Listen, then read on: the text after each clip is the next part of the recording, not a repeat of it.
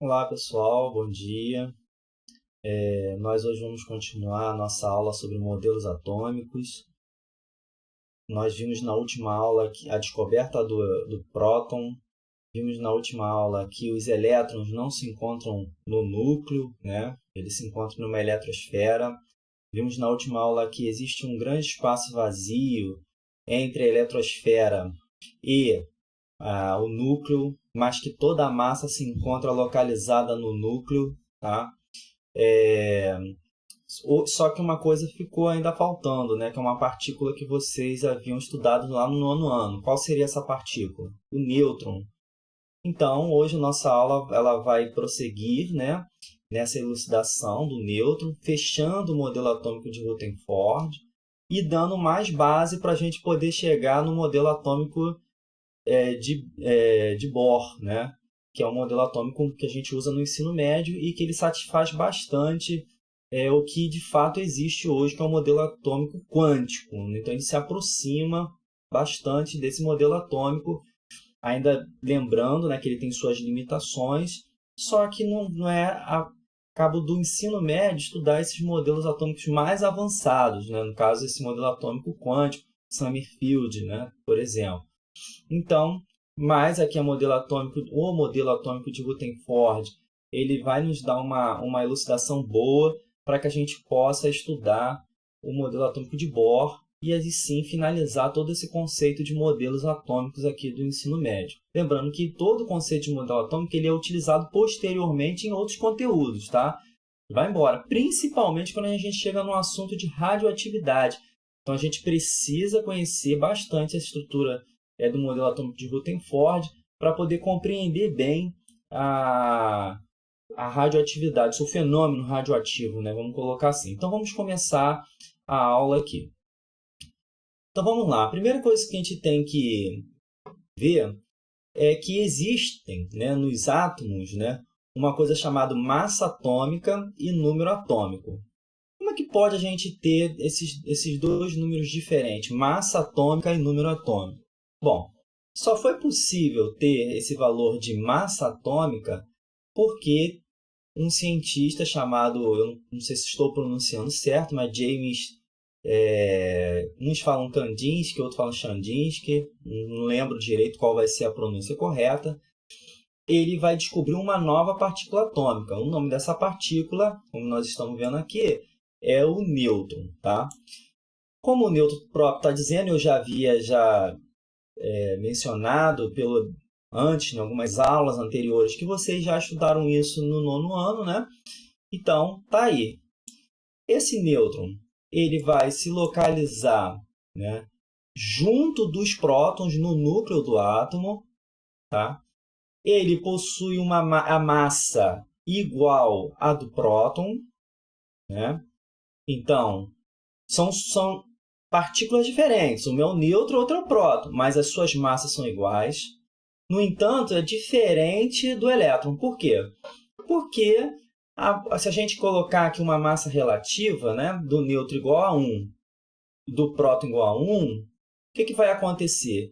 A do elétron ela é 1836 vezes menor do que o nêutron ou o próton. Tá? E esse espaço daqui do núcleo até a eletrosfera é um grande espaço vazio. E mais, a massa da matéria como um todo, né, ela é derivada de onde? Do núcleo do átomo, ou seja, ela provém aqui, ó, do núcleo desse átomo. Não dos elétrons. Por que não dos elétrons? Porque como a massa do elétron é extremamente menor, ok, do que a do próton e do nêutron, nós desconsideramos a massa do elétron no modelo atômico aqui de Rutherford, até mesmo no modelo atômico de Bohr. Tá? Então, nós temos aqui a massa toda concentrada no núcleo aí do átomo. Se vocês escutarem algum barulhinho assim, não estressa não, porque aqui em casa não tem estrutura para isso. Meu sogro agora está fazendo obra lá fora e está querendo bater na parede, né? Então, fazer o quê? Então, vamos lá. Uma vez que a gente sabe, né? Outra coisa. Essa ilustração, obviamente, ela não está de uma forma proporcional e mais. Não tem como A gente não garante que o número de prótons seja igual ao número de nêutrons no núcleo, tá? Às vezes pode acontecer de serem iguais, às vezes pode ser que seja diferente o número de prótons e de nêutrons.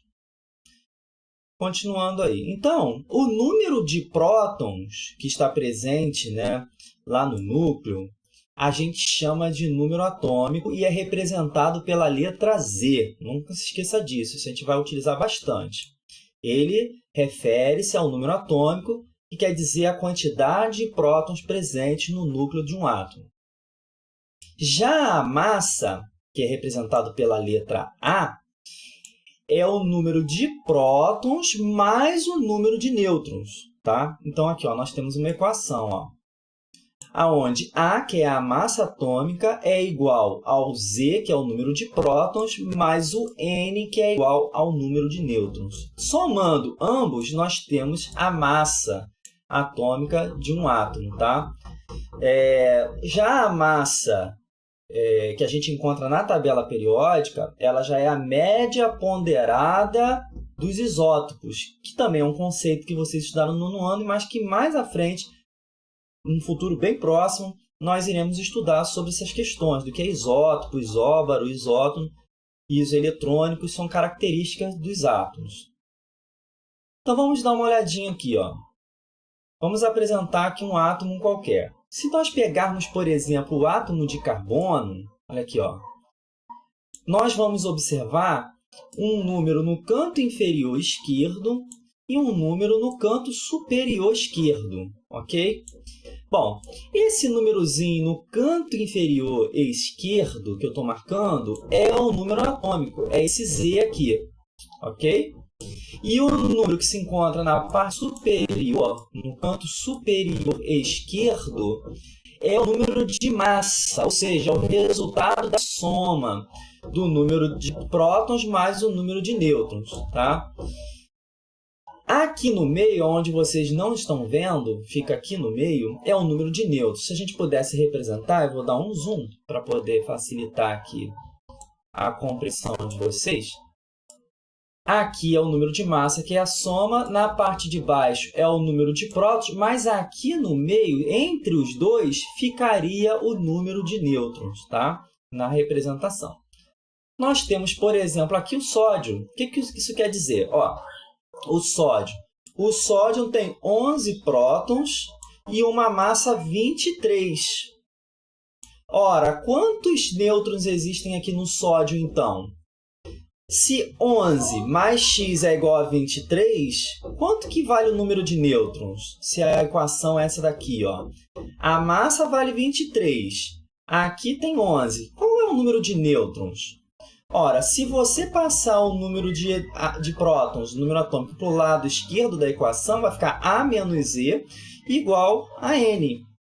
A menos Z, ou seja, 23 menos 11, vai dar quanto? Vai dar 12, ou seja, o número de nêutrons, né, do sódio é igual a 12, tá? Então, nós temos 12 nêutrons. E essas continhas, elas são feitas igualmente aqui, ó, para todos os elementos que tem aqui, todos os átomos, perdão, para todos os átomos. Vamos dar uma olhadinha aqui, ó. O cloro, por exemplo, eu tenho 17 prótons e um número atômico 37. 37 menos 17 é aqui, ó, é o número de nêutrons, 20, que se encontra aqui, ó, representado entre eles. Deixa eu tirar novamente aqui o zoom para facilitar a nossa compreensão, a visualização. Então, vamos lá. Essa representação, obviamente, né, ela está levando em consideração que todos esses átomos estão eletricamente neutros. O que é isso? Ele não é nenhum ânion, não é nenhum cátion e nenhum ânion, tá? Não é nenhum íon, que é o nome dado aos dois, ânion e cátion. Cátion positivo e ânion negativo. Então, ele não é nenhum íon. Quando, ok, você tem um átomo neutro, ou seja, neutro, sem carga, eletricamente neutro, a gente vai levar em consideração que o número de elétrons ele é igual ao número de prótons, porque ele está neutro, ele não é nenhum íon, eletricamente neutro. Então, se a gente pegasse esses mesmos exemplos aqui, nós temos 6 prótons para o carbono, 6 nêutrons para o carbono, uma massa 12. Como não tem nenhuma carga, ele não é nenhum íon, o número de elétrons é igual ao número de prótons. Ou seja, quando o átomo ele é neutro, ele não é nenhum íon, o número de elétrons é igual ao número de prótons. Então, nós temos aqui, como todos esses 3 exemplos estão eletricamente neutros, né? Então, nós temos 6 prótons, 6 elétrons para o sódio. Aqui, perdão, para o carbono. Aqui no sódio, nós temos 11 prótons, 11 elétrons. Para o cloro, 17 prótons, 17 elétrons. Se eu estou falando que para o átomo neutro, o número de elétrons é igual ao número de prótons, quer dizer que os átomos se encontram também na forma não neutra, ou seja, eletricamente carregado. Ela pode ser eletricamente carregada positivamente ou eletricamente carregado negativamente. E esses são os íons, que é o que nós iremos conhecer mais à frente. Tá? Mais à frente a gente vê isso. Vamos começar aqui. Conceito moderno de elementos químicos. Então, vamos lá. A gente pode ver o seguinte. O elemento químico é o conjunto de átomos que possuem o mesmo número de prótons. Olha aqui, ó. Mesmo número de prótons. Por isso que aquela hora eu dei uma corrigidinha. Em vez de eu falar elemento, eu faltei e falei, opa, átomos, eu dei uma recuada. Por quê? Porque elemento é o conjunto de átomos que apresentam o mesmo número de prótons. E esse conjunto de átomos que apresentam o mesmo número de prótons tem nome. É chamado de isótopos. Esse Pzinho aqui, ó, ele está representando os prótons. Ou seja, eu tenho vários átomos que possuem o mesmo número de prótons, porém não têm números de nêutrons iguais. Ou seja, a massa é diferente, porque se o nêutron é diferente, a massa é diferente. Então, o que são os isótopos? Né? Os isótopos são 2 ou mais átomos que possuem o mesmo número atômico, ou seja, mesmo número de prótons, porém diferente número de massa, porque os números de nêutrons são diferentes. Então, nós temos aqui alguns exemplos. Ó, os 3 tipos de isótopos de hidrogênio, os 3 hidrogênios encontrados na natureza, né? Que é o próton, esse primeiro, tem um próton e um nêutron. Nós temos, né, o deutério. O que é o deutério? Esse segundo, que é um próton. Percebam que os 3 possuem um próton. Tá vendo? Ó, um próton e um próton. Porque eles têm que possuir o mesmo número de prótons. Mas observem, as massas são diferentes. Ó, 1, 2 e 3. Então, eles possuem massas diferentes. Por que possuem massas diferentes? Porque possuem nêutrons, número de nêutrons diferentes. Então, aqui ó, nós temos 2 tipos de lítio, não esqueci de falar. Esse aqui se chama trítio. Tá? Então, esse aqui é o prótio, deutério e o trítio. Então, nós temos o lítio, por exemplo, ó, 3 e 3, mas as massas são diferentes. E assim sucessivamente. Temos 3 tipos de oxigênio, que é um flúor, 3 tipos de magnésio, 2 cobres. E nessa tabela aqui, se vocês observarem, temos os demais elementos que possuem isótopos, ok? Então, o que vem a ser o elemento químico? O elemento é o conjunto deles, ou seja, aqui nós temos o elemento hidrogênio, temos o elemento lítio, temos o elemento oxigênio, que é o conjunto de todos esses isótopos, elemento magnésio e assim sucessivamente. Então, vamos lá. Então, o conceito de isótopo é bastante útil na química, né? Eu estou fazendo uma leitura. Existem outras 2 definições, não tem apenas 2. Que se refere ao núcleo, são 2, mas se refere ao átomo, né? Aos átomos, inclusive, que eu posso falar, também existem os isoeletrônicos, ok? Então, quais são as outras, né? As outras características? Vamos ver aqui. Nós temos os isóbaros. O que são isóbaros? Olha aqui. Ó. Deixa eu dar uma retornada aqui. Os isótomos, obrigatoriamente, têm que ter o mesmo símbolo. Por quê? Porque o número atômico é igual. E o número atômico é como se fosse a identidade desse átomo, tá? Identidade até do elemento. Por quê? Se eu tenho o número de prótons 1 para o próton, o número de prótons 1 para o deutério e o número de prótons 1 para o trítio, mas as massas são diferentes, todos têm número atômico 1, então todos têm que ter o mesmo símbolo do elemento hidrogênio, e essa regra vai valer para os demais. Quando a gente chega na característica dos isóbaros, já muda. O que vem a ser os isóbaros? Os isóbaros são 2 ou mais átomos agora diferentes. Eles não são mais iguais, tá? Eles são átomos diferentes porque possuem números atômicos diferentes. Olha aqui, ó. 6, 7, 26 e 27, ok? Mas eles possuem uma coisa igual, ou seja, eles têm números atômicos diferentes, mas têm uma coisa igual. Qual é? Entre eles, a massa atômica. Esse A aqui, ó, vem de massa, iso vem de igualdade, né? E baros de massa. Então, nós temos aqui os isóbaros, né? Então, nós temos o iso, né? Que é a igualdade e igualdade das massas. Olha aqui, ó, carbono 14, nitrogênio 14, tá? Desculpa aqui a confusão, nitrogênio 14 está aqui, carbono 14. Mas olha aqui, ó, os números atômicos são diferentes. Se os números atômicos são diferentes, muda o elemento químico. Nunca se esqueça disso, o símbolo do elemento e o elemento também.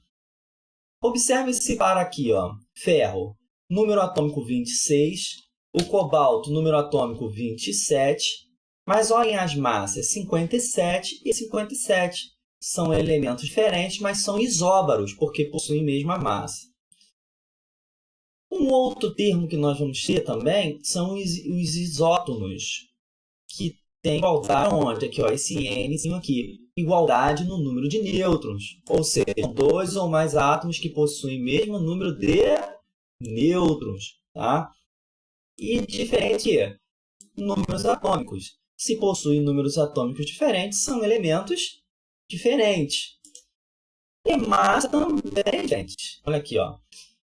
Por que tem que ser diferente? Porque se tivesse massa igual, seria isóbaro. Então, nós temos os isótonos, que são elementos que possuem número atômico diferente, número de massa diferente, mas possuem o número de nêutrons iguais. Por exemplo, se a gente observar 13 menos 6, né, vai dar 7.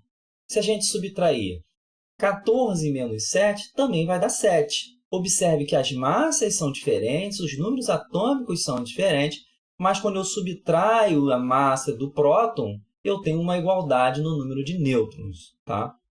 Que são os isótonos.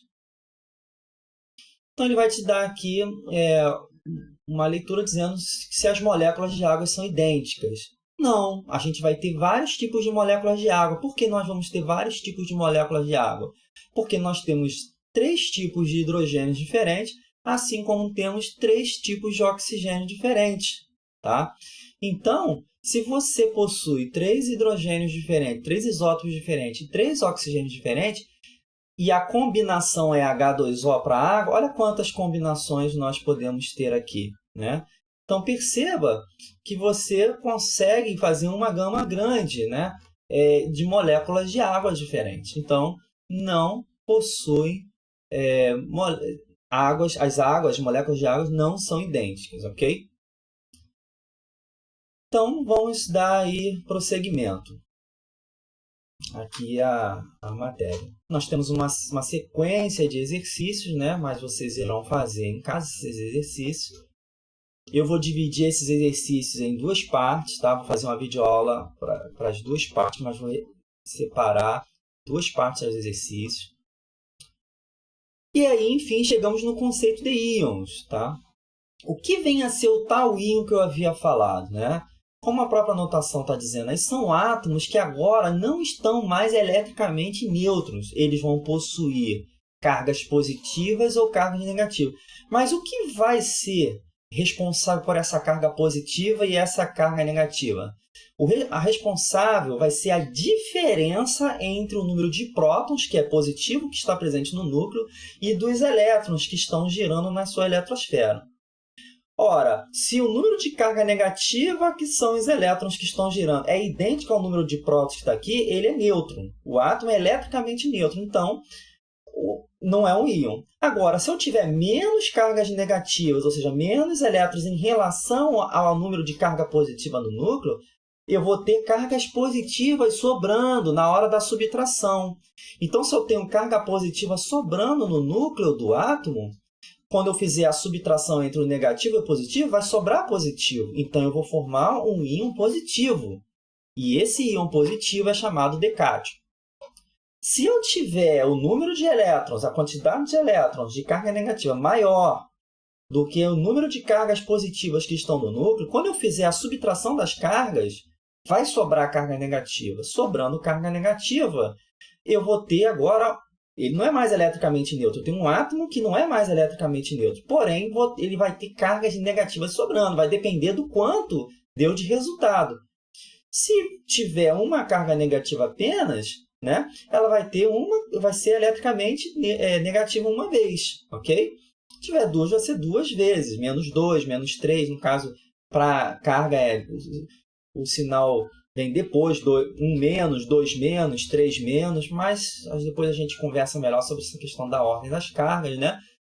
Agora, se ele tiver menos elétrons do que carga positiva, vai sobrar carga positiva. Se a diferença for de 1 mais. Se a carga positiva for de 2 mais. Pela diferença entre a carga positiva e a carga negativa, a gente consegue saber se ele vai ser um cátion, a espécie que possui carga positiva, ou um ânion, o íon que apresenta carga negativa. Sendo ela monovalente, divalente, trivalente, tetravalente e assim vai indo. Tá? E aí vai estar dizendo tudo isso daqui. Ó. Quando um átomo eletricamente neutro perde ou recebe elétrons, ele se transforma em um íon. Importantíssimo ler isso daqui. Professor, você disse que a gente vê pela diferença das cargas negativa e positiva do núcleo e da eletrosfera. Tá, mas como é que essa diferença ocorre? Ela ocorre apenas pela perda ou ganho de elétrons. O átomo ele pode ganhar elétrons e ficar com mais elétrons do que o núcleo que possui prótons. E aí a diferença fica negativa. Ou o átomo pode perder esses elétrons, e a diferença entre a carga negativa da eletrosfera e da positiva que se encontra no núcleo vai ficar positiva. Agora, o átomo não vai perder prótons nem ganhar prótons nesse momento da matéria. Isso aí é fruto do estudo de radioatividade. É um fenômeno mais à frente, tá? Que nós não iremos nos aprofundar agora, mas que já está... dito previamente que existe sim a possibilidade de um próton sair, de parte do átomo sair, que é lá na radioatividade, sair 2 prótons e 2 nêutrons, sair um elétron do núcleo, que é a partícula beta, mas não vamos agora entrar nesse conceito e vamos deixar isso daí para mais para frente, quando chegarmos no conceito de radioatividade, que vocês vão ver no 3º ano, tá? Esse conceito, alguns professores costumam dar essa matéria no 1º ano, até alguns no 2º ano, né? Enfim, a disciplina ela é livre, a gente pode explicar quando a gente quiser, a hora que o professor achar conveniente. Então, os prótons, aqui nesse momento da matéria, nós vamos ignorar que esses prótons saem, eles não saem, tá? Então, esses prótons eles ficam ali no núcleo, que é a diferença que os elétrons que saem ou entram. Então, vamos ver alguns exemplos aqui, ó. Nós temos o cloro. Ele, nêutron, ele tem aqui, ó, tá vendo? Não tem nenhuma carga. Ele tem 20 nêutrons. Lembrando que nêutron, que eu quero dizer, são duas coisas diferentes. Uma coisa é o nêutron que tem no núcleo do átomo. Outra coisa é a carga. O átomo ele é eletricamente neutro. Então, quer dizer o quê? Que ele não tem carga sobre ele. São dois conceitos distintos, tá, pessoal? Então, esse átomo de cloro aqui ele tem 20 nêutrons, 17 prótons. Como ele é eletricamente neutro, o número de elétrons é igual ao número de prótons. Então, olha aqui, ó, ele tem 17 elétrons porque tem 17 prótons. Se vocês analisarem aqui, ele vai ter uma carga negativa. Observem, tem uma carga negativa. Se ele tem uma carga negativa, quer dizer o quê?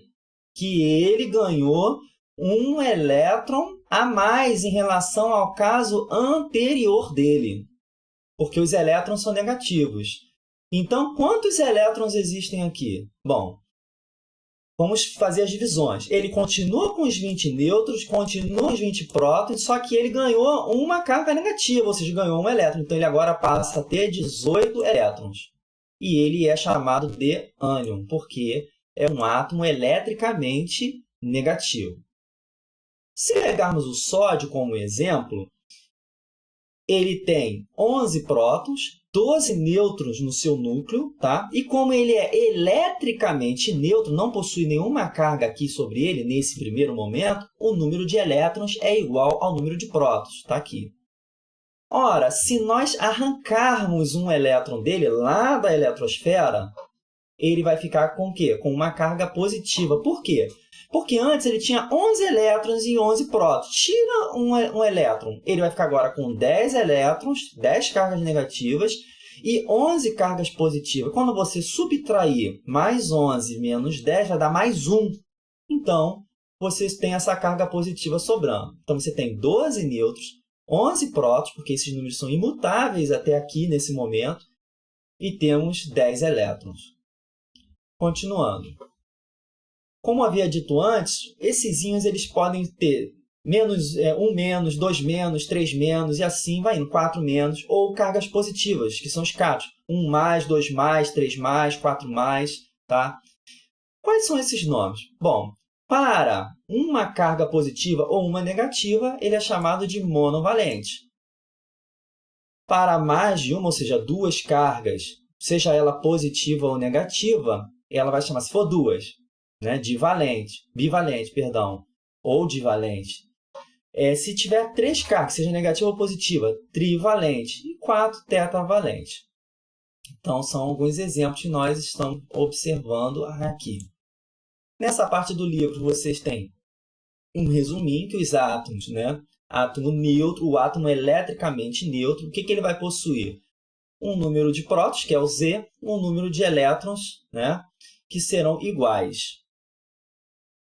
Podem, eventualmente, o que pode acontecer com ele? Perder elétrons ou receber elétrons. Percebe que não perde nem ganha prótons nem nêutrons. Ele pode perder elétrons ou ganhar elétrons. Se ele perder elétrons, ele vai ficar com carga positiva excedente. Então, ele é um cátion, tá? E é um íon positivo. Se ele ganhar elétrons, ganhar carga negativa, tá? Ele fica com carga negativa excedente, ou seja, ele fica com mais carga negativa do que carga positiva. E ele é chamado de ânion. Okay? E é um íon negativo. Então, espero aí que vocês tenham aprendido. Aqui temos um exemplo, tá, de cátions importantes para o nosso dia a dia, importantíssimo, que são os sais minerais, o sódio, importantíssimo, magnésio, potássio, cálcio para os ossos, sódio e potássio lá para os nervos, né? Entrada e saída de células. Ok? Então, nós temos aí toda uma gama de cátions importantes, desses íons importantes aí no nosso organismo. Então, vocês têm mais uma série de exercícios que eu dividirei em 2 partes, um nessa semana e outro na outra semana, mas a videoaula é a mesma para vocês. Espero, voltando ao que eu havia começado, espero que tenha sido uma aula produtiva, né? Que vocês tenham aprendido direitinho e espero a resposta de vocês lá nos exercícios. Então, um abraço a todos. Bons estudos para vocês aí, pessoal. Grande abraço.